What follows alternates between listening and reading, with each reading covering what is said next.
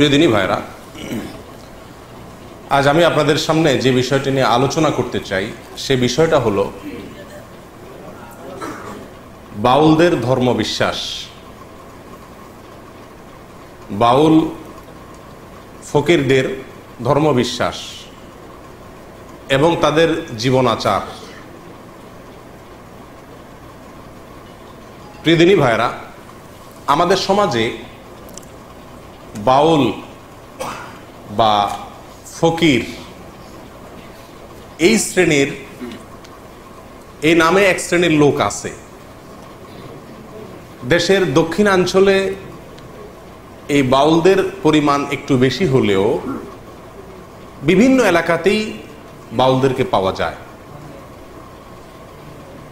তো এই বাউলদের সম্পর্কে আমাদের অনেকের পরিপূর্ণ ধারণা নাই যে এদের ধর্ম আসলে কি, এরা কি মুসলিম কিনা। সাধারণত আমাদের সমাজের মানুষ জানে বাউলরা সবাই কি মুসলিম। শুধু মুসলিমই না, আমাদের সমাজের একটা বিশেষ শ্রেণী চেষ্টা করে এই বাউলদেরকে মুসলিমদের খুব আফার ক্লাসের, একেবারে গোড়ার মুসলিম হিসাবে প্রমাণ করার। এবং সেজন্য আপনারা জানেন বাউলদের যে গানগুলো আছে, বাউল গান আছে না, এই বাউলদের গান কবিতাগুলোর মধ্যে প্রচুর পরিমাণ আরবি শব্দের ব্যবহার আছে। ইসলামের অনেক পরিভাষা সেখানে ব্যবহার করা হয়েছে। আর এটা দেখে আমরা অনেকেই তাদেরকে মুসলিম হিসাবে মনে করি। এবং শুধু মুসলিমই নয়, মুসলিমদের মধ্যে একেবারে আধ্যাত্মিক মুসলিম, আধ্যাত্মিক একেবারে মুসলিমদের মানে একেবারে গোড়ার গভীরের মুসলিম, এটা আমাদের সমাজের একটা শ্রেণীর লোক বাউলদেরকে মনে করে। এবং শুধু তাই নয়, এই বাউলদেরকে মনে করা হয় এরা বিরাট বড় ওলি, এক একজন আল্লাহর অনেক বড় কি ওলি। বাউলদের মধ্যে সবচাইতে আলোচিত ব্যক্তি হলেন লালন শাহ। এই লালন শাহ, যে তাকে যেখানে মাটি দেওয়া আছে কুষ্টিয়ার, এই জায়গাটাকে একসময় বলা হতো লালনের আখড়া। এরপরে ওই আখড়া না বলে ওইটার নাম পরিবর্তন করে এখন বলা হচ্ছে ওইটাকে লালনের মাজার। কি বলা হয় এখন? মাজার, ইসলামী পরিভাষা। এবং এই আখড়ায় সর্বকালে গাঞ্জা টাঞ্জা খাওয়া হইতো। এখন দেশের অনেক মানুষ সেখানে মান্নত করে, সিন্নি দেয়, ইত্যাদি ইত্যাদি করে। প্রিয় ভাইরা,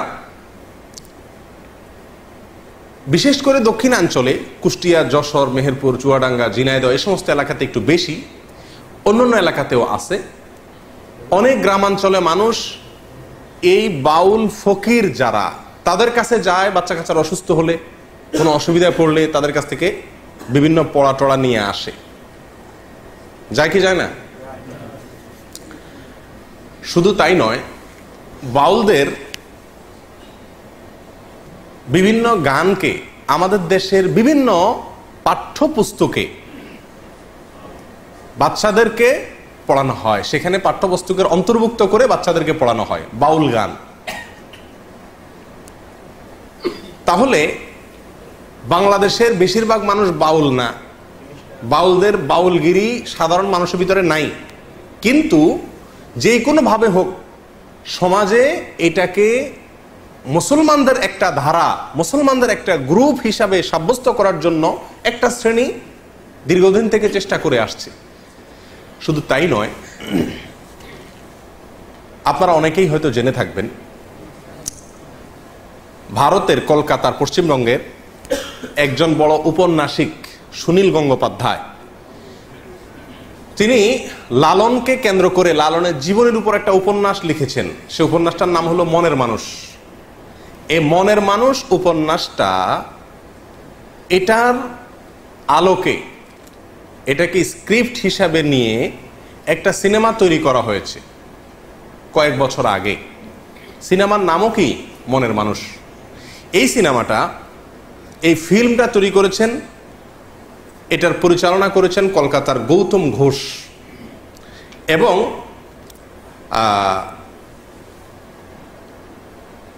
গৌতম ঘোষের সাথে সহযোগিতা করেছে আমাদের বাংলাদেশের চ্যানেল আইয়ের কর্ণধার ফরিদুর রেজা সাগর সাহেবের প্রতিষ্ঠান ইমপ্রেস টেলিফিল্ম। এই ইমপ্রেস টেলিফিল্ম আমাদের দেশের আর গৌতম ঘোষ এর যৌথ উদ্যোগে মনের মানুষ সিনেমা তৈরি হয়। এই সিনেমা লালন এবং বাউলদের জীবন আচারকে এই সিনেমার মাধ্যমে তুলে ধরা হয়েছে। এই সিনেমা যখন বের হয় তখন পত্রপত্রিকায় প্রচুর লেখালেখি হয়। লেখালেখি হলে আমার দৃষ্টি আকৃষ্ট হয় যে এত লেখালেখি হচ্ছে এটা নিয়ে, জিনিসটা কি। পরে আস্তে আস্তে দেখলাম যে এই সিনেমাটা এর কি এটা বোঝানোর জন্য একবার চ্যানেল আইয়ের জনপ্রিয় একটা অনুষ্ঠান টকশো তৃতীয় মাত্রায় এখানে আনা হয়েছে। ফরিদুর রেজা সাগর সাহেবের উপস্থাপনা অনুষ্ঠানটা চলছিল এবং সেখানে আপনার আলোচনা করার জন্য উপস্থিত হয়েছিলেন সম্ভবত গৌতম ঘোষ। তখন তিনি এই সিনেমা সম্পর্কে বলতে গিয়ে বলতেছেন যে এটা সাধারণ কোনো সিনেমা না। সিনেমা মানে হলো গান, প্রেম, পিরিত, আলতু ফালতু এই সমস্ত না, এটা সেরকম কিছু না। এটা নামে সিনেমা হলো, এটা ভিন্ন কিছু। কি এটা? তো তিনি বলতে বলতে একটা পর্যায়ে বললেন এটা সাধারণ কোনো ফিল্ম নয়, এটা একটা ধর্মগ্রন্থ। এটা একটা কি? ধর্মগ্রন্থ। কোরআন যেরকম একটা ধর্মগ্রন্থ, ইনজিল যেরকম একটা ধর্মগ্রন্থ, এই মনের মানুষ এটাও একটা কি? ধর্মগ্রন্থ। এবং এই সিনেমাকে কেন্দ্র করে এই কয়েকটা বেসরকারি চ্যানেলে বেশ কয়েকদিন ধরে কয়েকজন বাউলের মূল্যায়ন সাক্ষাৎকার প্রকাশ করছিল। সেখানে একেবারে প্রকাশ্যে আমি নিজের চোখে দেখেছি, প্রকাশ্যে একাধিক বাউল দাবি করছিলেন যে লালন হলেন মোহাম্মদ যেরকম আরবের নবী ছিলেন, লালন হলেন বাংলার নবী। এবং তার এই কথার সমর্থনে ওই মিডিয়ার রিপোর্টার বেশ অনেকগুলো যুক্তি খাড়া করছিলেন। ঘটনা এখানেই শেষ নয়। এরপরে দেখলাম যে পত্রিকাতে খুব গুরুত্বের সাথে প্রকাশ হলো যে এই সিনেমা দেখানো হয়েছে ভারতের প্রেসিডেন্ট তৎকালীন প্রতিভা পাতিলকে এবং তৎকালীন প্রেসিডেন্ট মনমোহন সিংকে। আচ্ছা, প্রেসিডেন্ট প্রধানমন্ত্রী একটা দেশের তাদের সিনেমা দেখার ফাও টাইম আছে নাকি? কিন্তু তাদেরকে দেখানো হয়েছে। এবং ভারতের আরো অনেক গুরুত্বপূর্ণ ব্যক্তিকে দেখানো হয়েছে। বাংলাদেশে এই সিনেমাটা বাংলাদেশের প্রেসিডেন্টকে দেখানো হয়েছে, প্রধানমন্ত্রীকে দেখানো হয়েছে। কাকরাইলে একটা সিনেমা হল রিজার্ভ করে ভাড়া করে সেখানে বাংলাদেশের সংসদের তৎকালীন স্পিকার অ্যাডভোকেট আব্দুল হামিদ এবং ৬০ জন বিশিষ্ট এমপিকে এই সিনেমা দেখানো হয়েছে। শুধু তাই নয়, বাংলাদেশ ক্রিকেট দলের সদস্যদেরকেও এই সিনেমা দেখানো হয়েছে। ব্যাপার কি আছে এই সিনেমায়, কি আছে এই ফিল্মে, এই সিনেমাতে, যে এটা সমস্ত গুরুত্বপূর্ণ ব্যক্তিকে দেখানো হচ্ছে। তখন আমি চিন্তা করলাম তো এটাতে তো কিছু আছে। তো আমি এই সিনেমাটা দেখার খুব চেষ্টা করতেছিলাম কোথায় দেখা যায়। পরে একদিন প্রচার হলো যে চ্যানেল আইতে এটা দেখানো হবে। তো দেখলাম, দেখতে বসলাম এবং আগাগোড়া পুরা সময় ব্যয় করে খাতা কলম নিয়ে বসে কি আছে এটাতে লেখার জন্য বসে গেলাম। এই সিনেমাটা মনের মানুষ, এই সিনেমাটা যখন বিভিন্ন হলে চলতেছে বাংলাদেশে, তখন চ্যানেল আইয়ের স্ক্রল নিউজে ওইটার প্রচার হতো যে কোথায় কোথায় চলতেছে, যাতে করে মানুষ কি করতে পারে, দেখতে পারে। তো এত দেখানোর জন্য খায় সেই সিনেমাটা, এটা তো অন্য কোনো বাণিজ্যিক সিনেমার মতো না, অস্বাভাবিক। যাই হোক, তো এই সিনেমা দেখার পরে যা বুঝলাম সেটা হলো যে আসলে বাংলাদেশের সাধারণ মানুষেরা মুসলিম। এই মুসলিমদেরকে ভিন্ন একটা ধর্মে দীক্ষিত করার একটা চেষ্টার অংশ হলো এই সিনেমা। কথা বুঝে আসছে প্রিয়দিনী ভাইরা? অনেকে হয়তো বলবেন যে বাউলদেরকে নিয়ে হঠাৎ করে বলার কারণ কি?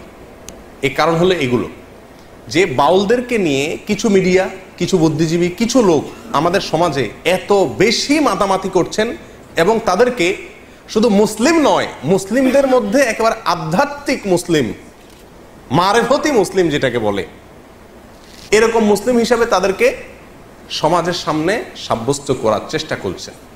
তখন চিন্তা করলাম যে বাউলদের সম্পর্কে কিছু ধারণা নেওয়া দরকার।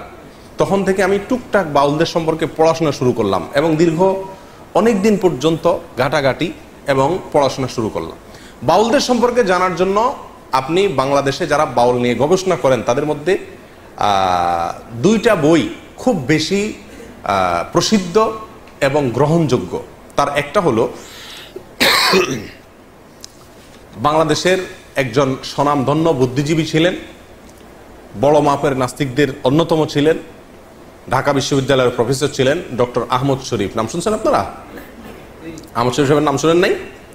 ওনার লেখা বই বাউল তত্ত্ব। আরেকটা বই লালন একাডেমির প্রতিষ্ঠাতা পরিচালক ডক্টর আনোয়ারুল করিম চৌধুরী, তার লেখা বই বাংলাদেশের বাউল সমাজ, সাহিত্য, সঙ্গীত। এই দুইটা বইতে বাউলদের সম্পর্কে সবচেয়ে বিস্তারিত তথ্য উপাত্ত আছে এবং এটা সবচেয়ে বেশি গ্রহণযোগ্য। কথা বুঝে আসছে?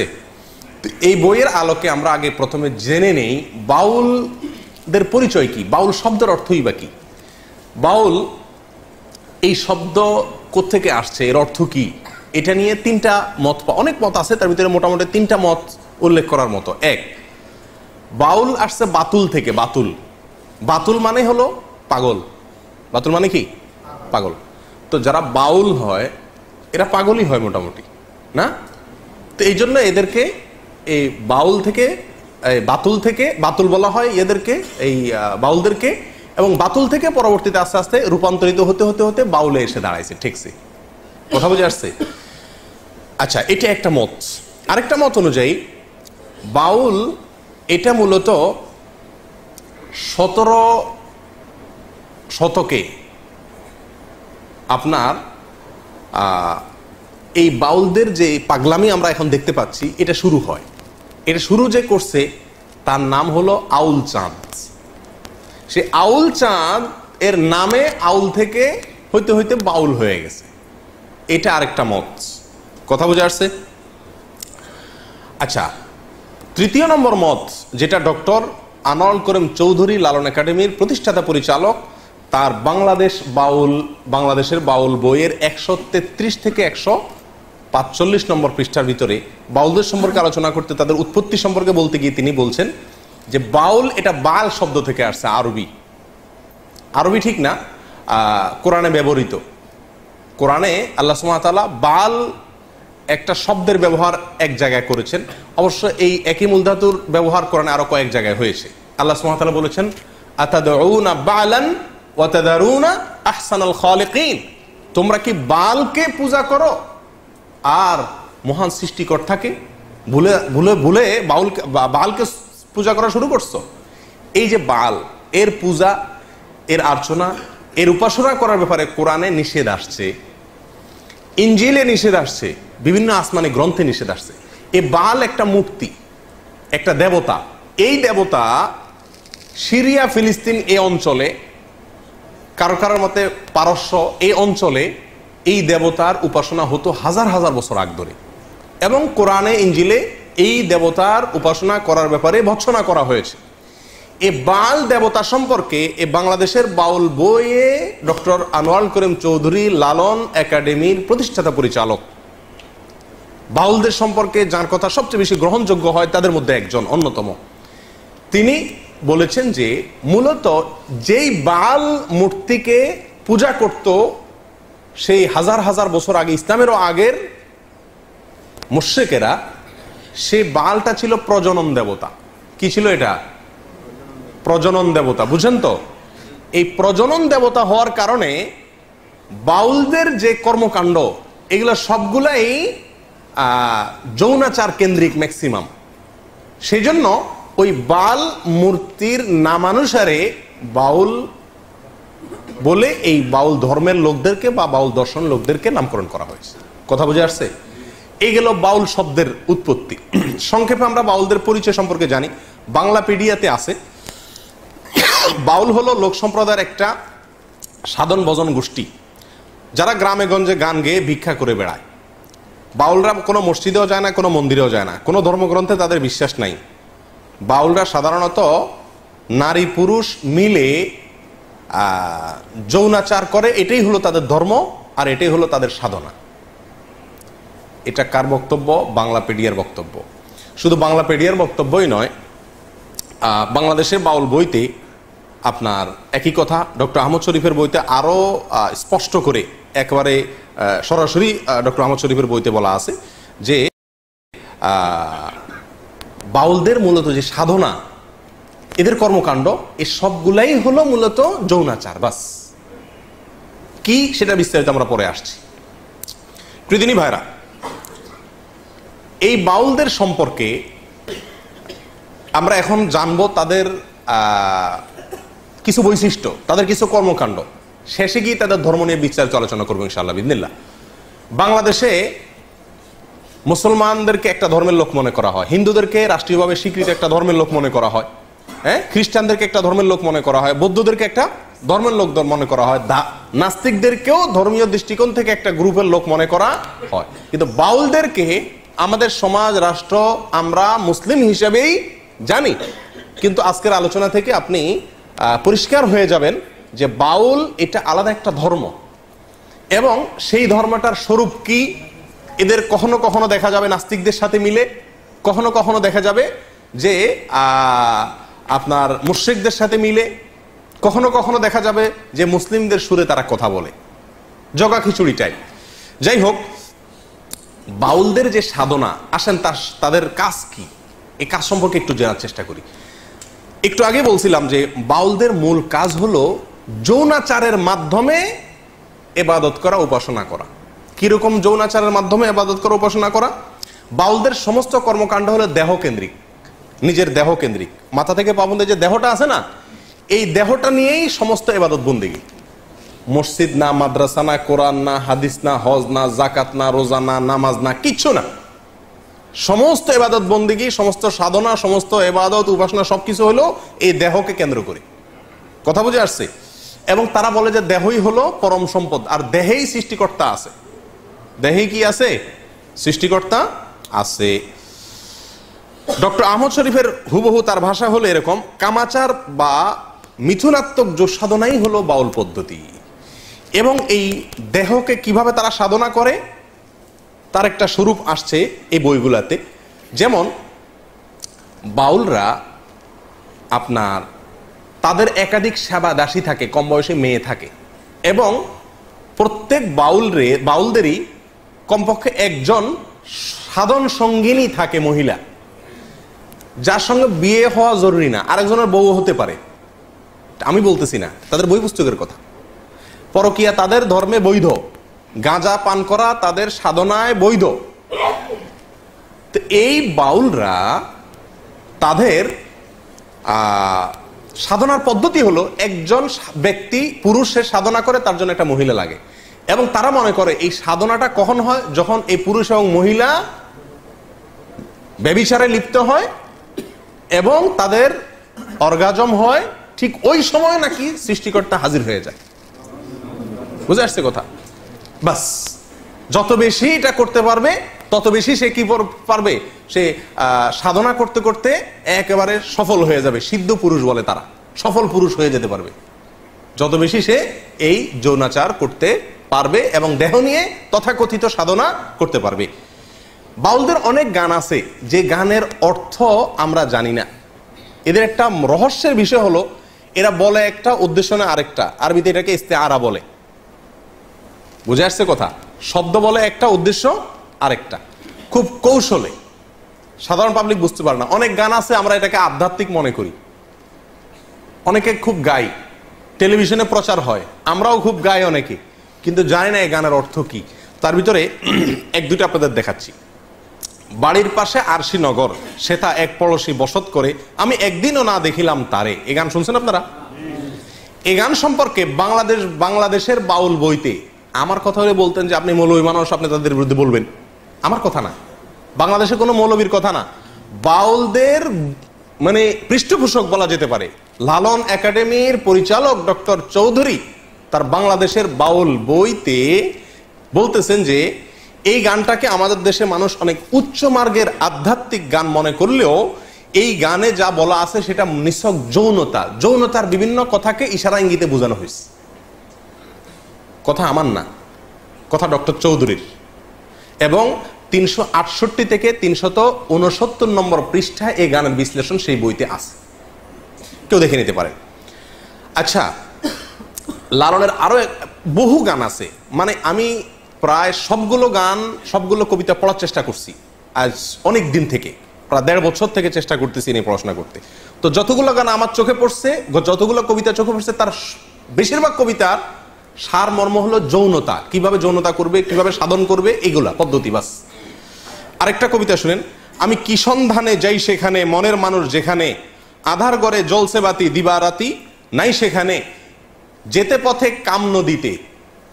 যারা বাংলা বুঝেন তাদেরকে ব্যাখ্যা করার দরকার নাই, কাম শব্দের অর্থ জানেন আপনারা শুদ্ধ বাংলায়? যেতে পথে কাম নদীতে, পাড়ি দিতে ত্রিবেণে, কত ধনির ধারা যাচ্ছে মারা, পইড়ে নদীর তোর তুফানে, রসিক যারা চতুর তারাই নদীর ধারা চিনে, উজান্তরি যাচ্ছে বে তারাই স্বরূপ সাধন জানে। মনে হয় যে নদীর ঢেউটা বলা হচ্ছে, জি না। বিশ্বাস করেন এমন কিছু ব্যাখ্যা আছে এই সমস্ত গানের যেগুলো আমি আপনাদের সামনে খুলে বলতে পারবো না, আপনাদেরকে বুঝে নিতে হবে। আরেকটা গান আছে খুব জনপ্রিয়, আফসোসের বিষয়, বাংলাদেশের ক্লাস 9-এর শিক্ষার্থীদেরকে পড়ানো হয়, সিলেবাসের অন্তর্ভুক্ত। এই গানটা আমরা অনেকেই জানি এবং বলি নিজেরা। সেটা কি? সময় গেলে সাধন হবে না। এই গানটা জানেন আপনারা? শুনছেন এই গানটা? সময় গেলে সাধন হবে না। এই গানটার অর্থ ব্যাখ্যা এত নোংরা, এত নিকৃষ্ট, বিশ্বাস করেন যদি সেটা বলতে যাই তো মানে সোজা কথা আমাকে চরম নির্লজ্জ হতে হবে, এটা আমার দ্বারা সম্ভব না। আমি খুলে আপনাকে বলতে পারবো না এই গানের পুরো ব্যাখ্যা, তবে কিছু ইঙ্গিত দিব। শুনেন পুরো গানটা, শুনেন কবিতাটা শুনেন। সময় গেলে সাধন হবে না, দিন থাকিতে দিনের সাধন কেন করলে না, জানো না মন খালে বিলে মিন থাকে না জল শুকালে, কি হয় তারে বাদল দিলে শুকনা নদীর মোহনা, অসময়ে কৃষি করে মিশামিশি খেটে মরে, গাছ যদি হয় বীজের জোরে তবুও ফল তো ধরে না। এই গানের খোলাসা কথা আমি আপনাদেরকে বলি। বলা হচ্ছে যারা বাউল, যারা ফকির, যারা সাধনা করবে, এদেরকে বলা হচ্ছে আরে বেটা, দিন থাকতে দিনের সাধন করলি না, সময় থাকলে সাধন করতে হবে, সময় চলে গেলে সাধন করে লাভ হবে না। সময়টা কি? মেয়েদের ঋতুস্রাব, এর আগের সময়টাকে বোঝানো হচ্ছে। ঋতুস্রাবের আগের মুহূর্তে সাধন করতে হবে, ঋতুস্রাব হয়ে গেলে, মাসিক হয়ে গেলে তখন সাধন করলে আর কাজ হবে না। এ হলো খোলাসা কথা, আর এর চেয়ে বেশি আমি আপনাকে ব্যাখ্যা করে বলতে পারছি না।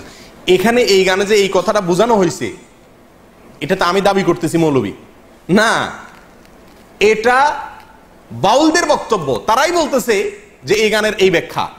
রেফারেন্স নেবেন, একটা একটা করে নেন। এই গানের সময়, সাধন, মিন, বীজ, কৃষি এসব শব্দ যৌন কর্ম সংশ্লিষ্ট বিভিন্ন পরিভাষা। লালন গবেষক নেয়ামত আলী এবং বাংলাদেশের নেয়ামত আলী বলেছেন, এটা আমার বক্তব্য না, লালন গবেষক বলতেছেন যে এই শব্দগুলো দ্বারা বিভিন্ন যৌন কর্মের বিভিন্ন মুহূর্ত, বিভিন্ন সময়, বিভিন্ন পরিভাষাকে বোঝানো হয়েছে। আর বাংলাদেশের বাউল বইতে 357 নম্বর পৃষ্ঠায় এই একই কথা বলা হয়েছে যে এই গানটা অনেকে মনে করে আধ্যাত্মিক গান, সময় গেলে সাধন হবে না, মানে আল্লাহর যাওয়ার জন্য এবার বন্দি করতে বলতেছে না, এখানে সেক্স করতে বলতেছে, যৌনচার করতে বলা হচ্ছে, জেনা করতে বলা হচ্ছে, এবং তার সময় বলা হচ্ছে কখন করতে হবে, কখন করা যাবে না। আর এটাই খুব পরম, এটা ক্লাস 9-এ বাচ্চাদেরকে পড়ানো হয় আমাদের দেশে। এবং বাউল লালন পরিভাষা নামে একটা বই আছে, এই বইয়ের 80 নম্বর পৃষ্ঠায় এই গানের একই ব্যাখ্যা করা হয়েছে যে এটা পুরাটা যৌনতার কথা, কিন্তু আমরা সাধারণ মানুষ হয়তো জানিও না। আসেন সামনে। বাউল সাধনা সম্পর্কে আমাকে মাফ করবেন, এমন কিছু কর্মকাণ্ড তাদের আছে যেগুলো আমি না বললে আপনারা বুঝবেন না, বলতে হবে, আমাকে একটু বেহায়া হতে হবে। আমাদের দেশে মানুষ জানে না, অনেকে, ম্যাক্সিমাম লোক। আমি ব্যক্তিগতভাবে লালনের আখড়া থেকে নিয়ে ফকিরদের বিভিন্ন আখড়া ঘুরে ঘুরে দেখেছি। আমি নিজের অভিজ্ঞতার কথা আপনাদের কাছে চাপিয়ে দিতে যাব না, তাদের বই পুস্তকের আলোকে বলবো। আমি জানার জন্য তাদের বিভিন্ন আখড়া আখড়া ঘুরেছি। এইবার দেশে গিয়ে আমি কুষ্টিয়াতে গেছি, আমার উদ্দেশ্য ছিল লালনের আখড়া যাওয়া, দেখা সেখানে, এবং শুধু শোনা কথা বা পড়া কথারও বিশ্বাস না করে নিজে চোখে দেখা। তাদের আখড়া যদি কেউ যেয়ে থাকেন, ফকিরদের তারা তথাকথিত জিকির করে যেগুলাতে, এগুলোতে আপনারা দেখবেন পুরুষের সাথে একজন নারী লাগে, অন্ধকার হইতে হয়, এবং গাঁজা তো প্রয়োজনই হয়, এবং বাকি কি কাজগুলো হয় সেগুলো বই থেকে শুনেন, আমার অভিজ্ঞতা থেকে না শুনে। দেখুন, বাউল ধর্মে পরকীয়া প্রেম জায়েজ আছে। আল্লাহর কসম, আমি নিজে যাচাই করে যশোরের এক গ্রামে গিয়ে সন্ধান পাইছি যে এখানে এমনি অন্য কাজে গেছি, পরে শুনছি যে এখানে আপনার ফকিরদের আখড়া আছে। তো আমি দেখতে গেছি, একদিন না কয়েকদিন পরে জানতে পারছি যে এক মহিলা আছে, তার স্বামীও আছে, কিন্তু সবাই জানে এই মহিলা সারাদিনই জেনা করে তার ওই সাধন সঙ্গীর সাথে, বাউলদের সাথে। এবং কোন কোন মহিলার তো সংসার শেষ, আবার অনেক পুরুষও করে যারা বাউল। এটা তাদের ধর্মের গুরুত্বপূর্ণ কাজ, জেনা করা। সারাদিন জেনাটাই ইবাদত বাস। এবং জেনার মানে মূল মুহূর্ত যেটা, সেই মুহূর্তেই নাকি স্রষ্টা হাজির হয়ে যায়। প্রিয়দিনী ভাইরা, বাউলরা মনে করে, আপনারা হয়তো অনেকে প্রথম শুনছেন, শুনে রাখেন, বাউলদের দৃষ্টিতে মানুষের শরীরের বিভিন্ন রোগ বালাই ভালো হওয়ার জন্য একটা বিরাট বড় ওষুধ হলো মেয়েদের রস পান করা। রস বুঝেন কি?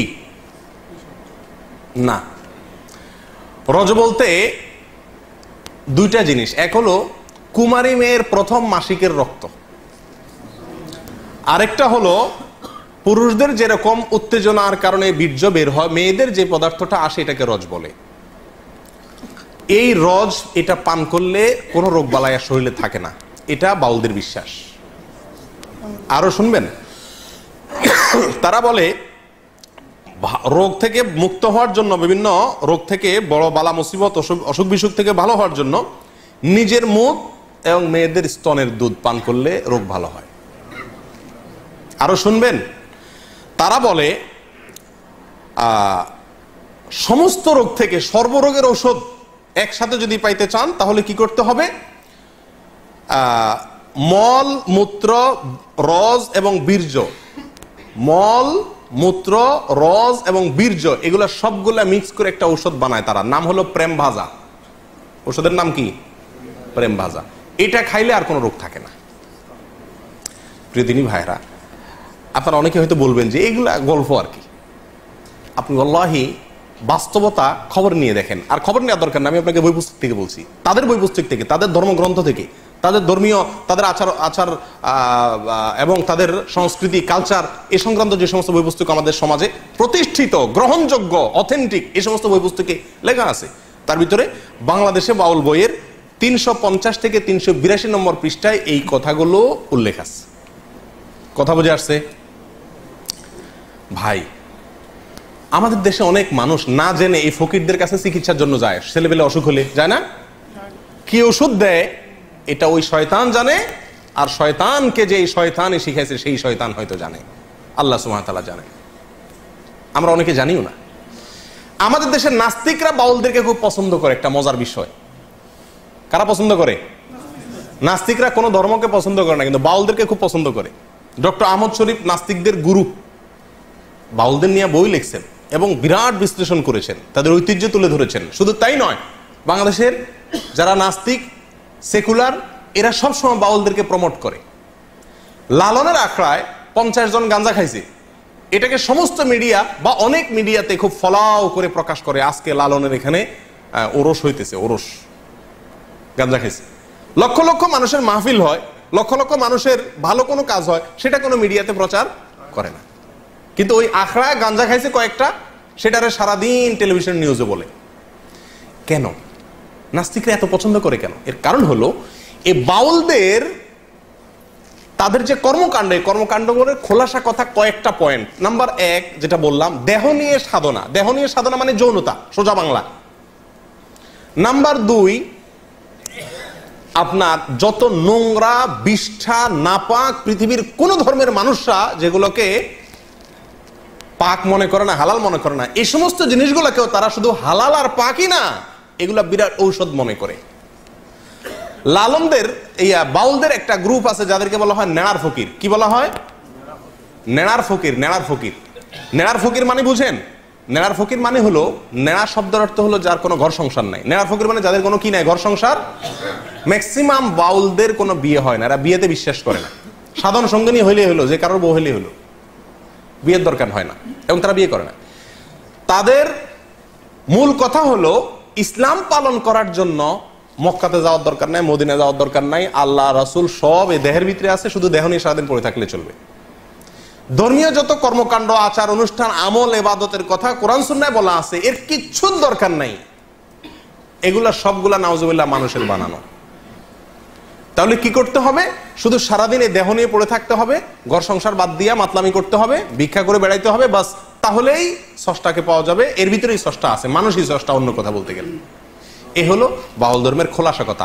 নাস্তিকরা যেহেতু বাংলাদেশে মানুষের ধর্মীয় আচার, মসজিদ, মাদ্রাসা সহ্য করে না, এরাও একই। এই জন্য নাস্তিকরা এদেরকে খুব কি করে, পছন্দ করে। বাউলদের ধর্মে, বাউলদের বিশ্বাসে বৈরাগ্যতার বিরাট বড় অবস্থান। নবী সাল্লাল্লাহু আলাইহি ওয়াসাল্লাম বলেছেন, লা রুহবানিয়াতা ফিল ইসলাম, ইসলামে কোনো বৈরাগ্যতা নাই। আল্লাহ সুবহানাহু ওয়া তাআলা কোরআনে কারিমে বৈরাগ্যতা, যে বৈরাগ্যতাকে আগের যুগের বিভিন্ন জাতিরা নিজেদের ধর্মীয় কাজের অংশ বানিয়ে নিয়েছিল, আল্লাহ সুবহানাহু ওয়া তাআলা তাদের সমালোচনা করেছেন। রুহবানিয়াতান নিবতাদাউহা মা কাতাবাল্লাহু লাহু। এই রুহবানিয়াত বা বৈরাগ্যতা, সংসার বাদ দিয়া ওই বৌদ্ধদের মতো এক কালার একটা কাপড় পরে, লম্বা চুল রেখে, গোসল নাই, পরিষ্কার নাই, নোংরা, আবর্জনা, ময়লা, এই অবস্থায় সময় পার করা, পাগলামি ছাগলামি করা, এটাই হলো জীবন। এটাই বলে বৈরাগ্যতা। এই বৈরাগ্যতা আপনার বাউলদের গুরুত্বপূর্ণ একটা আপনার তাদের গুরুত্বপূর্ণ একটা কালচার হলো কি থাকা, বৈরাগী হয়ে থাকা। কি থাকা? তারা কোনো সমাজের সাথে মিশতে চায় না। বাউলদের জৈবিক প্রয়োজনে তারা সাধারণ সঙ্গনের সাথে মিশে, সেটা তো ঠিক আছে, ভিক্ষা করে খায়, সেটা তো, এবং তারা নিজেদেরকে বলে আমরা মুক্ত পুরুষ, আমাদের কোনো সমাজের কোনো বন্ধন নাই, আমরা সমাজের কোনো বন্ধন মানি না, যেমনে মনে হচ্ছে এমনি চলি, পাগলের মতো। বুঝে আসছে কথা? এদের হাজার হাজার যে গানগুলো আছে, এই গানগুলো সম্পর্কে আগেও আপনাদেরকে কিছুটা ধারণা দিয়েছি, এখনো বলছি যে এই গানগুলোর সবগুলাই হলো যৌনতা নির্ভর, এবং যৌনতার বিভিন্ন কৌশল, কলা কৌশল, বিভিন্ন পদ্ধতি, সময়, ক্ষণ ইত্যাদি, এগুলো সবই সমস্ত গানে বাতানো আছে। সুধীর চক্রবর্তী নামে বাংলাদেশে একজন লালন গবেষক আছেন, বাউল গবেষক আছেন। এই ভদ্রলোকের একটা বই আছে, এই বইটার নাম হলো গভীর নির্জন পথে। এই বইয়ের 14 নম্বর পৃষ্ঠার প্রথম সংস্করণে উনি লিখেছেন যে বাউলদের গান বুঝতে হলে তাদের পরিভাষা বুঝতে হবে। তারা বলবে একটা, উদ্দেশ্য আরেকটা, সাধারণ মানুষ সবকিছু বুঝে না। তো উনি উপমা দিতে গিয়ে বোঝাইছেন যে, যেমন আমাবস্যা মানে নারীর ঋতুকাল, যখন মাসিক হয় ওইটার আমাবস্যা। লালনদের কোনো গানে যদি আমাবস্যা হয় তাহলে বুঝবেন নারীর ঋতুকালকে বোঝানো হচ্ছে। বাঁকা নদী মানে হলো স্ত্রীর যৌনি, কুমারী মানে কাম, লতা মানে সন্তান, চন্দ্র সাধন মানে হলো মলমূত্র পান। এরকম তাদের বিভিন্ন ভাষা আছে, পরিভাষা আছে। এগুলো আমার বক্তব্য নয়, সুধীর চক্রবর্তীর বক্তব্য। বইয়ের নাম গভীর নির্জন পথে, পৃষ্ঠা নম্বর 14। তাহলে একটা ধারণা পাইছেন তো বাউলদের কর্মকাণ্ড সম্পর্কে? আচ্ছা, এখান থেকে আমরা জানলাম যে তারা বৈরাগী, সংসার ধর্ম চায় না, আগলামি পাগলামি করে। এ হলো তাদের জীবন, বিকৃত আপনার যৌনাচার, বিকৃত যৌনাচার আর অসামাজিক জীবনযাপন, এগুলা হলো পাগলামি। এটা হলো বাউলদের কর্মকাণ্ড। আচ্ছা,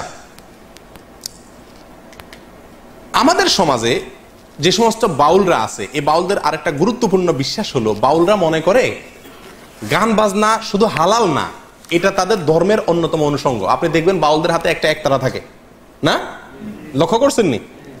একতারা বাজাবে আর গান গাবে, আপনার সাধনের নামে যৌনতা করবে, ভিক্ষা করে খাবে, গাঞ্জা খাবে। এই যে তাদের গানের বিষয়টা, তারা গান গায়, কত মানুষই তো বাংলাদেশে গায়, তারাও গায়, সমস্যা কি? সমস্যা হলো যেখানে, সেটা হলো বাংলাদেশে যারা গান গায় তাদের কেউ দাবি করতে যায় না যে গান গাওয়া হালাল, কিন্তু বাউলরা গান তো গায় গায়, দাবি করে যে কোরআন হাদিসের দৃষ্টিতে গান হালাল। কোরআন হাদিসের দৃষ্টিতে কি গান হালাল?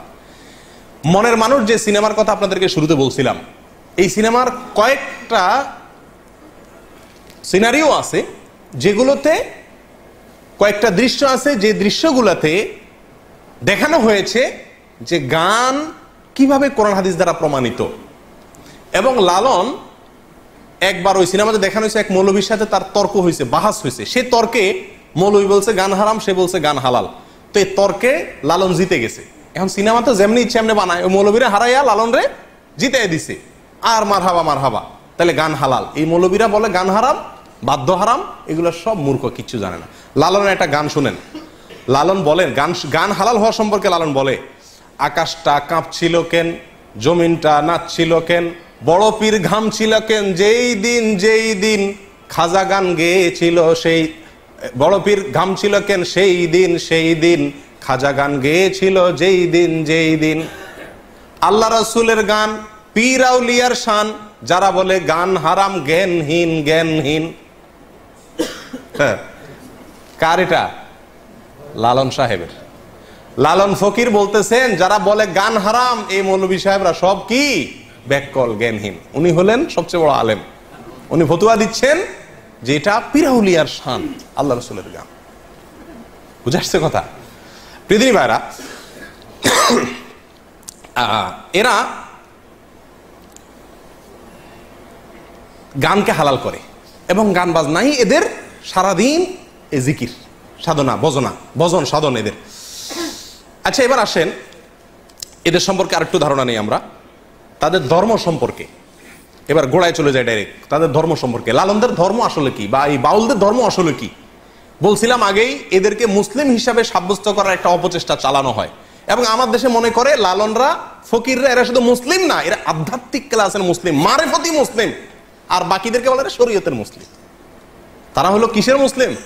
মারেফতের, তলে তলে মুসলমান, উর্ফে কিছু নেই, সব ভিতরে ভিতরে এদের মুসলমান, সব কি ভিতরে। আমার এক ওস্তাদ ছিলেন খুলনাতে, তিনি একবার বলেন যে আমি একবার রাস্তা দিয়ে যাচ্ছি, তো দেখি এক ন্যাংটা এক বেড়া, এই বাউল, লম্বা লম্বা চুল, পাগল, এর পিছে মানুষ ঘুরতেছে।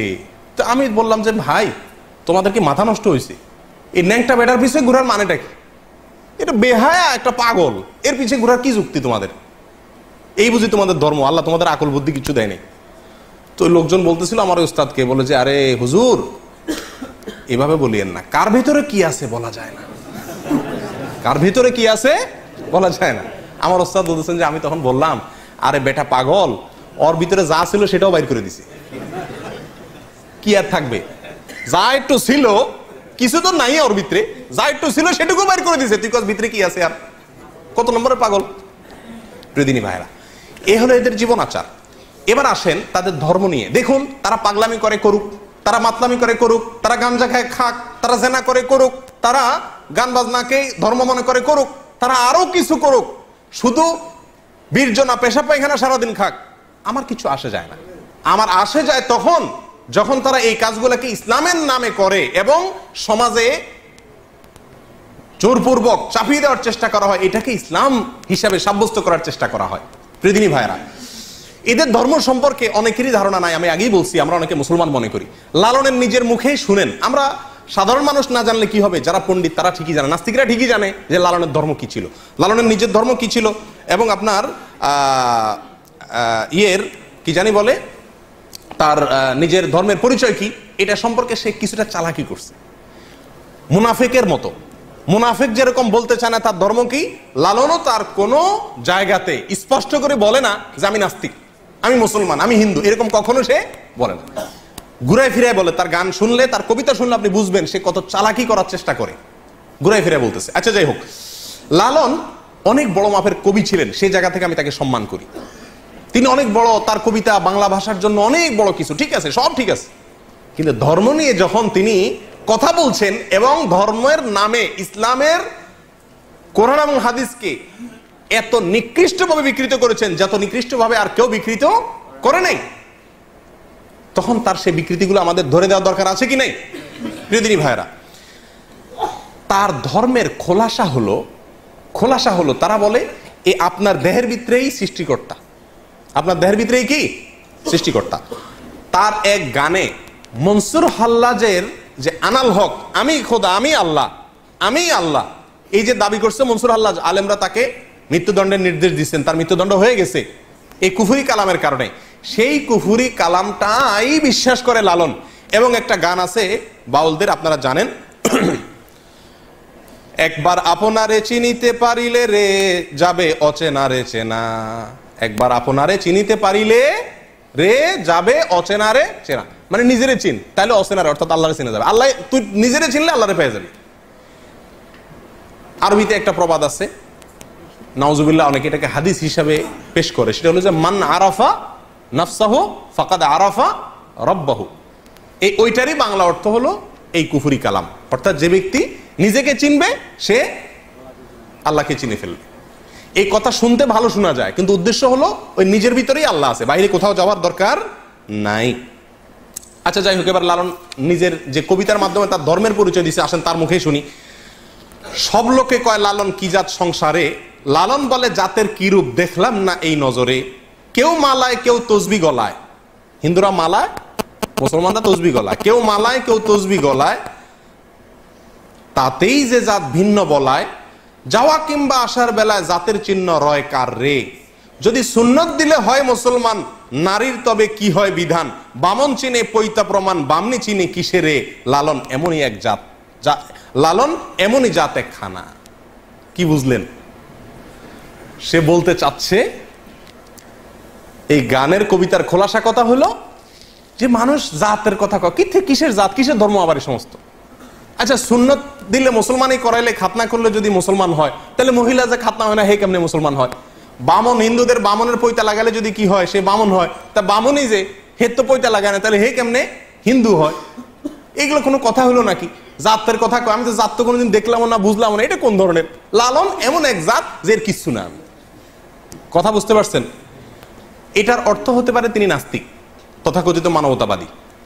যাই হোক, তার আরেকটা গান শোনেন, কবিতা।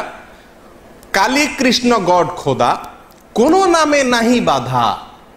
কালী কৃষ্ণ গড খোদা, কারণ সবই তো নিজে, নাম যাই দেন দেন, সমস্যা নেই।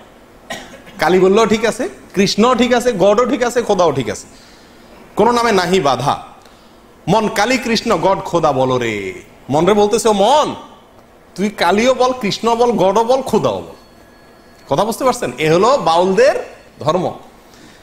আচ্ছা, এরা কোনোদিন মসজিদে যায় না। ইতিহাসে কোনোদিন কোনো বাউলকে আপনারা ভুলেও কোনো মসজিদে, কোনো মন্দিরেও যায় না, মন্দিরেও যায় না। বরং প্রাতিষ্ঠানিক ধর্মাচরণের বিরুদ্ধে এরা সব সময় সোচ্চার। এরা বলে যে কোনো মসজিদ, মাদ্রাসা, কোরআন, হাদিস কিচ্ছু দরকার নাই, শুধু আইসা সারাদিন একতারা বাজাও বা লালনের গান গাও, যৌনতা করো, ভিক্ষা করো, গাঞ্জা খাও, এক কালার কাপড় পরে পাগলামি করো, ব্যাস তুমি সিদ্ধ পুরুষ হয়ে যাবা, তথাকথিত দেহ নিয়ে সাধনা করো।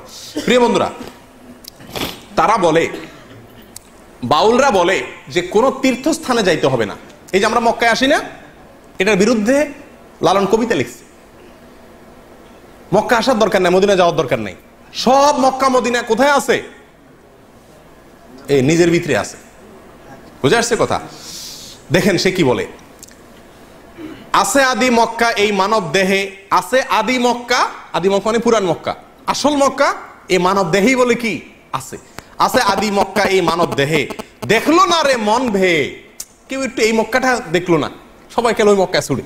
হ্যাঁ, আছে আদি মক্কা এই মানব দেহে, দেখলো না রে মন ভে। দেশ দেশান্তরে দৌড়ে এবার, মরিস কেন হাঁফিয়ে, এত কষ্ট করে কেন মক্কা যাস? 10 দুয়ারি মানুষ মক্কা, গুরুপদে ডুবে দেখগা। ধাক্কা সামলায় ফকির লালন বলে, সে যে গুপ্ত মক্কা, আদি ইমাম সেই মেয়ে। কথা বুঝছেন তো? সব মক্কা কোথায় আছে? ভিতরে আছে, এই দুনিয়া ঘুরে ওখানে যাওয়ার একটা অনর্থক লালন বলে। আচ্ছা, নাউজুবিল্লাহ, প্রত্যেক মানুষই সৃষ্টিকর্তা, প্রত্যেক মানুষই আল্লাহ, এটা তার ওই আনাল হক যে জিন্দিগি বক্তব্য, সেই বক্তব্য তার কবিতায় আসছে। দেখেন মনসুর হাল্লাজের আনাল হক যে আছে আমি সত্য, এটাকেই তারা বিশ্বাস করে। চণ্ডীদাসের একটা কবিতা আছে, আপনারা অনেকে জানেন, সবার উপরে মানুষ সত্য, তাহার উপরে নেই। সবার উপরে মানুষ সত্য, তার। আমরা বলি লা ইলাহা ইল্লাল্লাহ, মানে কি? আল্লাহ ছাড়া কোনো সত্য মাবুদ নাই। পৃথিবীতে সত্য যদি থাকে, আল্লাহর অস্তিত্বের উপরে কোনো সত্য আর নাই। সবচেয়ে বড় মহাসত্য হলো আল্লাহর অস্তিত্ব, না? আর এরা বলতেছে সবার উপরে মানুষ সত্য, তাহার উপরে নাই। এসব গজল, এ সমস্ত গান, কবিতা অনেক সময় আমরা মজা করে বলি, জানি না এটার অর্থ কি। সবার উপরে মানুষ সত্য, তাহার উপরে নাই, অর্থাৎ কি আল্লাহ, গড, এক এক ধর্মের মানুষ এক একটা বলে, নাউজুবিল্লাহ, এগুলো সবই বাতিল, কোনোটারই অস্তিত্ব নয়। আসলে হলো মানুষের অস্তিত্ব, মানুষই খোদা, মানুষই আল্লাহ, মানুষই মক্কা, মানুষই সব, ব্যাস মানুষের সৃষ্টিকর্তা, নাউজুবিল্লাহ। এবং এই মানুষই যে সৃষ্টিকর্তা এর সপক্ষে দেখেন কবিতা আছে লালনের, ও যার আপন খবর আপনার হয় না, একবার আপনারে চিনিতে পারিলে রে যাবে অচেনারে চেনা, যাবে অচেনারে চেনা। লালনের গান, কবিতা। অর্থাৎ আপনারা চিনলেই অচেনারে চেনা যাবে, অর্থাৎ ওই সৃষ্টিকর্তা চেনা যাবে। আপনার ভিতরে, নিজের ভিতরে কি আছে? সৃষ্টিকর্তা আছে। যেই রূপে সাই বিরাজ করে দেহ ভুবনে, গুরুর দয়া যারে হয় সেই জানে, উপর নিচে সারি সারি 9.5 দরজা তারি, লালন কয় যেতে পারি কোন দরজা খুলে ঘরে। হ্যাঁ, এটা একটা যৌনতার গান। 9.5 দরজা বলতে মেয়েদের শরীরের 7টা অঙ্গকে বোঝানো হয়েছে, আমার বক্তব্য নয়, যে বইগুলো বলছি এই বইগুলোর বক্তব্য। কোরআন সুন্নাহ নিয়ে সন্দেহ, কোরআন নিয়ে সন্দেহ। লালনের কোরআন নিয়ে গান শুনেন আপনারা, মুসলমান মনে করেন, আধ্যাত্মিক পুরুষ মনে করেন, মারিফতের প্রাণ পুরুষ মনে করেন, সেখানে মাজার মনে করেন, সেখানে গিয়ে সিন্নি দেন, মান্নত করেন, তাকে মুসলমানদের একেবারে গোড়ার মুসলমান মনে করেন, খাঁটি ধার্মিক মনে করেন। কোরআন সম্পর্কে কি বলে সে দেখেন তার কবিতায়। সে বলে, কি কালাম পাঠালেন আমার সাই দয়াময়, এক এক দেশের এক এক ভাষা কয় খোদা পাঠায়, এক যুগে পাঠায় কালাম অন্য যুগে হয় কেন হারাম, এমনি দেখি ভিন্ন তামাম ভিন্ন দেখা যায়, যদি একই খোদার হয় রচনা। এই অংশ ভালো করে শুনেন, যদি একই খোদার হয় রচনা তাতে তো ভিন্ন থাকে না, মানুষের সকল রচনা তাতেই তো ভিন্ন হয়। নাউজুবিল্লাহ। কথা বুঝছেন? এই গানের কথা বুঝছেন? কি বুঝাতে চাইছে? বলে যে যুগে যুগে এক এক নবীর কাছে এক এক আসমানি কিতাব আসছে না, একটাতে হালাল বলা হয়েছে, আরেকটাতে বলা হয়েছে কি হারাম। তো সে বলতে চাচ্ছে যদি এক আল্লাহ পাঠাবে তাহলে সবগুলা কি হবে? একরকম হবে। একটাতে এক যুগে হালাল আর এক যুগে হারাম কেন হয়? কথা বুঝছেন? কত বড় মূর্খ একজন ডাক্তারও তো এক রুগীরে এক ওষুধ দেয় আবার চেঞ্জ করে দেয়। এই ওষুধ কয়দিন চলবে, এরপরে অন্য ওষুধ খাইতে হবে, ডাক্তার জানে, সময় অনুযায়ী পরিবর্তন হয়। আল্লাহ সুবহানাহু ওয়া তাআলা এক এক যুগে এক এক বিধান দিয়েছেন। লিকুল্লিন শিরআতুম মিনহাজা, প্রত্যেক নবীকে আল্লাহ তাআলা কি দিয়েছেন? আলাদা আলাদা শরীয়ত দিয়েছেন। সে বলতেছে এক এক নবীর এক এক বিধান কেন? যদি আল্লাহর হতো তাহলে তো ভিন্ন হতো না। এজন্য সে বলতেছে আপনার যদি একই খোদার হয় রচনা তাতে তো ভিন্ন থাকে না, মানুষের সকল রচনা তাই তো ভিন্ন হয়। এগুলো সব মানুষের লেখা। নাউজুবিল্লাহ। কোরআন এটা বলে কার লেখা? মানুষের বানানো। এক এক দেশের এক এক বাণী, পাঠান কিসায় গুণমণি, মানুষের রচিত জানে লালন ফকির কয়। এই শয়তান বলে এগুলো সব কার রচনা? মানুষের রচনা। আর সে বলে মুসলমান না, শুধু মারেফতের বিরাট উচ্চাঙ্গের আউলিয়া পীর। হ্যাঁ, আল্লাহুল মুস্তাআন। আচ্ছা, তার আরেক গানের ভিতরে দেখা যায় সে বলছে যে আল্লাহ এবং রাসূল এক, আল্লাহ রসুল আলাদা কিছু না। নাউজুবিল্লাহ। এটা আমাদের দেশে অনেক মাজারিরাও বলে। আল্লাহকে বুঝে তোমার অপর লীলা, আল্লাহ কে বুঝে তোমার অপর লীলা, কে বুঝে তোমার অপার লীলে, তুমি আপনি আল্লাহ ডাকো আল্লাহ, তুমি নুরি ছিলে ডিম্ব অবতরী, সাকারে সৃজন পড়লে ত্রিভুবন, আকারে চমৎকার ভাব দেখালে, নিরাকার নিগম ধ্বনি, তাও তো সত্য সবাই জানি, তুমি আগমের ফুল নিগমের রাসূল, আদমের ধরে জান হইলে, আত্মতত্ত্ব জানে যারা, সায়ের নিগুড় লীলা দেখছে তারা, নিরঞ্জন অকথ্য সাধন, লালন খুঁজে বেড়ায় বন জঙ্গলে। পুরা গানের খোলাসা কথা হইল আল্লাহ একবার আকার ধরে নবীর সুরত ধরে আসে দুনিয়াতে, আবার নিরাকার হয়ে যায়, আবার আদমের ঘাড়ে মানুষ হয়ে আদমের রূপ ধরে আল্লাহ আসে। অর্থাৎ এরাই আল্লাহ। নাউজুবিল্লাহ। আলাদা কিছু নেই। কথা বুঝে আসছে? এরপর আরেকটা গানের 2 লাইন শুনেন মাত্র। সেখানে সে বলতেছে, কেন জিজ্ঞাসিলে খোদার কথা দেখায় আসমানে, কেন জিজ্ঞাসিলে খোদার কথা দেখায় আসমানে, আসেন কোথায় স্বর্গপুরে কেউ নাহি সন্ধান জানে। আল্লাহর কথা বললে কয় আসমানে আছে, আর রহমান আল্লাহর সিস্তাওয়া। আল্লাহর কথা বললে বলে আসমানে আছে সবাই, বলে যে কেউ আজ পর্যন্ত দেখছে, কেউ জানছে নাই, সব ভুয়া। নাউজুবিল্লাহ। এই হলো বাউলের ধর্ম। নবীদের সম্পর্কে ধারণা দেখেন, নবীদের সম্পর্কে তারা কি বলে? নবী না চিনিলে সে কি খোদার ভেদ পায়, চিনিতে বলেছেন খোদে সেই দয়াময়, কোন নবী হইল অফাত, কোন নবী বান্দার হায়াত, কোন নবী মারা গেছে, কোন নবী মারা যায় না, জীবিত আছে এখনো। বুঝছেন? নিহাজ করে জানলে নেহাজ যাবে সংশয়, যে নবী পারের কান্ডার জিন্দা সে 4 যুগের উপর, হায়াতুল মুরসালিন নামে তার জন্য, তার সেই জন্য কয়। যে নবী আজ সঙ্গে তোরে চিনে মন তার দাওনা ধরো, লালন বলে পরের কারো সাথ যদি রয়, নবী না মানে যারা মুয়াহিদ কাফের তারা, সেই মুআহেদ দায়মাল হবে, বেহিসাব দোজখে যাবে। আবার তারা খালাস পাবে, লালন কয় মোর কি হয় জানি। এটার শেষ লাইনটাতে বোঝানো বলা হচ্ছে যে নবীরে অস্বীকার করলে তারা কাফের। লালন বলতেছে দোজখে যাবে বলতেছে, তো এরা দোজখে থাকবে না, আবার চলে আসবে জান্নাতে। কাফেররা অনন্ত অসীমকাল জাহান্নামে থাকবে না নবীর অস্বীকার করলে। আর সে বলতেছে কি আবার তারা খালাস পাবে। তার গানে বলতেছে এরা আবার কি পাবে, খালাস। দেখেন শুধু ফতোয়া দিচ্ছে না, কে জান্নাতে যাবে কে জাহান্নামে যাবে, কি হবে না হবে, কে আল্লাহ কে রসুল, সব সে বলতেছে। এ হলো এদের ধর্ম। পৃথিবী ভাইরা, এদের কালিমা, লালনদের এই বাউলদের কালিমা আছে। এদের কালিমা কি জানেন? এদের কালিমা সম্পর্কে ধারণা নেওয়ার জন্য শুনেন তাহলে।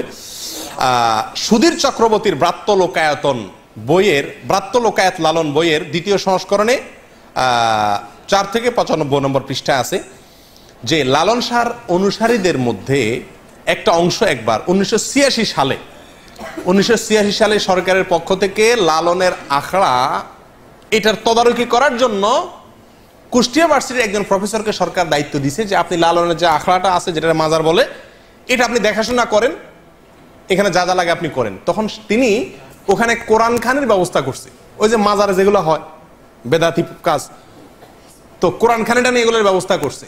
ইসলামিক কিছু কাজ কাম চালা দিছে, ওয়াজ মাহফিল কোরআন খানি এগুলো চালা দিছে।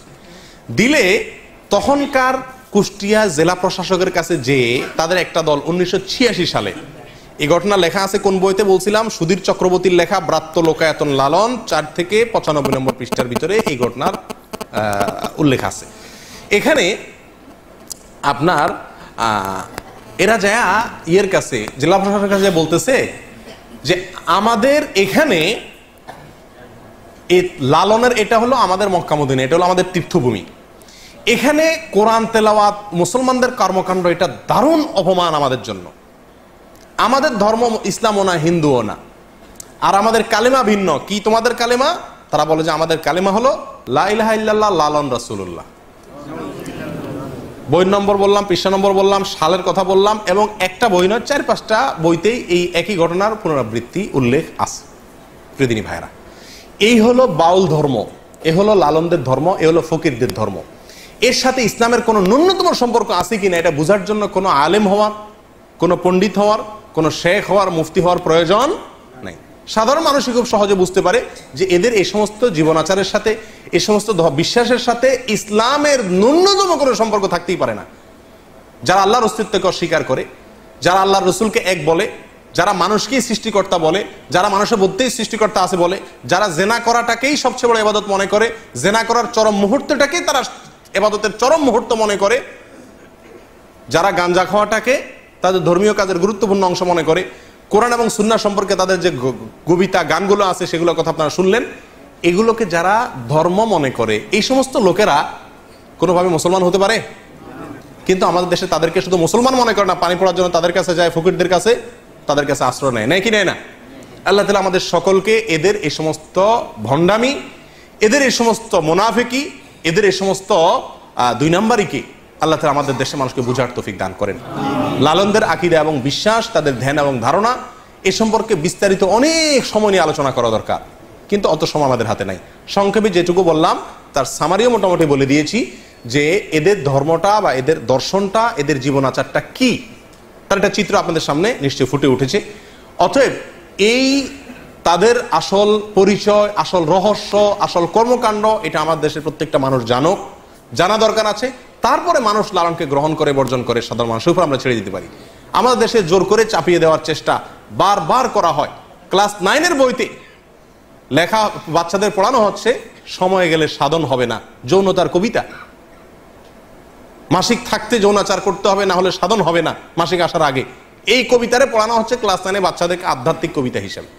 এবং এই কবিতার এই ব্যাখ্যা আমি আপনাদেরকে আগেই বলেছি, এটা আমার ব্যাখ্যা নয়, এটা ডক্টর আহমদ শরীফের ব্যাখ্যা, এটা ডক্টর আনোয়ার করিম চৌধুরীর ব্যাখ্যা, এটা সুধীর চক্রবর্তীর ব্যাখ্যা, এটা লালন পণ্ডিতদের ব্যাখ্যা, লালন একাডেমির কর্তাদের ব্যাখ্যা, আমাদের সাধারণ মৌলভী সাহেবদের ব্যাখ্যা নয়।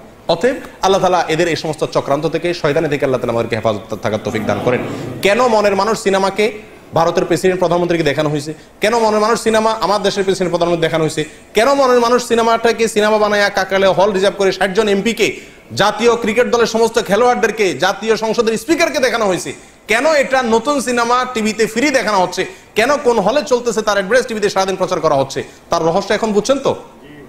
এটাকে একটা ধর্ম, এই ধর্ম বাংলাদেশে প্রতিষ্ঠা করতে চায় কিছু লোক, কিছু নাস্তিকরা। আল্লাহ তাআলা আমাদের চোখগুলাকে খুলে দেওয়ার তৌফিক দান করেন, আমরা যেন চোখগুলা খুলতে পারি, বুঝতে পারি। ওমা তৌফিক ইল্লা বিল্লাহ। আসসালামু আলাইকুম ওয়া রাহমাতুল্লাহ।